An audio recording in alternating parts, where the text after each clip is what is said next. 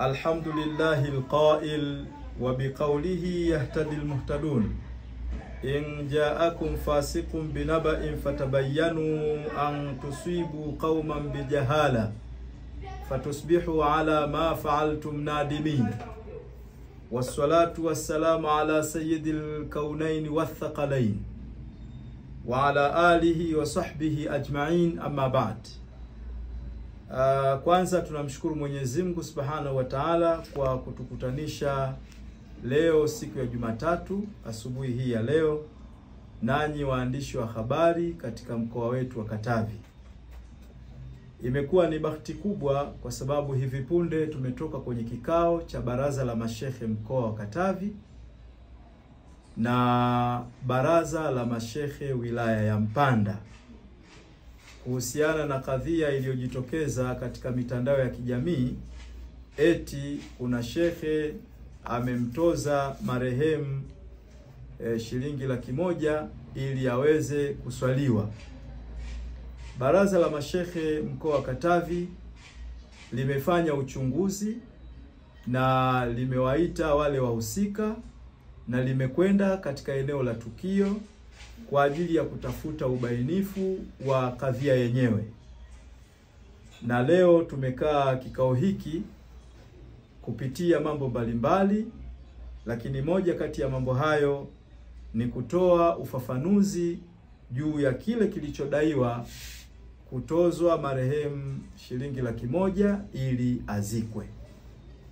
Baraza Kuu la Waislamu wa Tanzania mkoa wa Katavi kupitia baraza la mashehe mkoa wa Katavi kwanza linakanusha kuhusika kugoma kuswalia maiti mpaka ilipwe shilingi 100,000.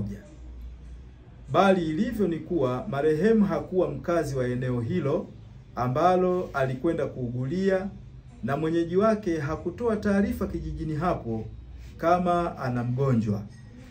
Hapa ikumbukwe kwamba kijiji kinachozungumzwa hapa ni kijiji cha Mtakumbuka kilichopo halmashauri ya Nsimbo wilaya ya Mpanda. Alipofishwa marehemu huyo na taarifa kumfikia shekhe huyo alianza kuratibu mazishi huku akifuatilia taarifa za marehemu kama kweli yu Muislamu au la. Hii ilitokana na tabia ya baadhi ya wanakijiji hao inapotokea kufariki mtu ambaye si Muislamu na alikuwa hashiriki katika ibada zao, kuogopa kutengwa na wamekuwa wakikimbilia kwenye Uislamu wakijua kuwa huku kwenye Uislamu hakuna ufuatiliaji sana. Shekhe wa kijiji alipojaribu kuzidi kuhoji juu ya Uislamu wa marehemu, bodaboda wenzie kutoka mjini wakiungana na watu wengine walianza kumshambulia kwa maneno makali kiasi ambacho shekhe aliona anaweza kuhatarisha usalama wake, kwani walimkamia kumpiga kama ataendelea kuhoji.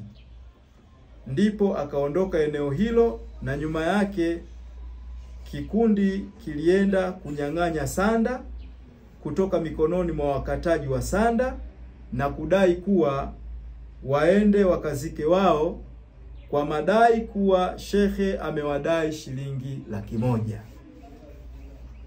Hata hivyo, BAKWATA mkoa wa Katavi na BAKWATA wilaya ya Mpanda waliingilia kati na kumtuma shekhe wa kata ya Uwanja wa Ndege, Shekhe Mawazo Almasi, kuswalia mwili wa marehemu na hatimaye akazikwa.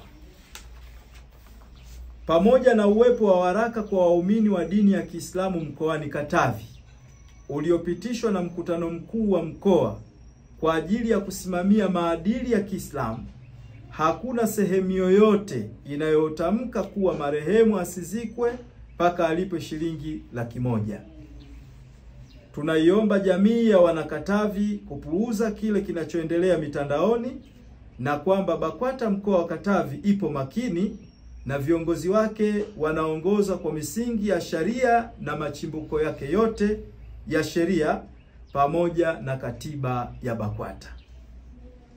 BAKWATA mkoa wa Katavi inawasihi baadhi ya wasiokuwa Waislamu kuheshimu na kutoingilia miongozo na maelekezo ya dini ya Kiislamu ili kuendeleza mshikamano uliopo baina ya Waislamu na dini nyingine. Na mwisho, BAKWATA mkoa wa Katavi inaendelea kutoa wito kwa Waislamu wote kuwaheshimu viongozi wao na kutoa ushirikiano kwa ustawi wa Uislamu na Waislamu kwa ujumla. Aidha, BAKWATA mkoa wa Katavi linachukua fursa hii kuwaomba Waislamu wote kuendelea kuiunga mkono na kuendelea kushikamana katika mambo yote ya kimaendeleo, na kwamba BAKWATA mkoa wa Katavi halina tozo yoyote wala ushuru wowote wala faini yoyote inayotoza kwenye huduma zozote zinazohusu Uislamu. Baada ya kusema hayo, nichukue fursa hii kwa kukariri pia shukrani zangu za dhati kwenu kwa kuja kupata ufafanuzi huu. Wabillahi tawfiq. Wassalamu alaikum wa rahmatullahi wa barakatuh.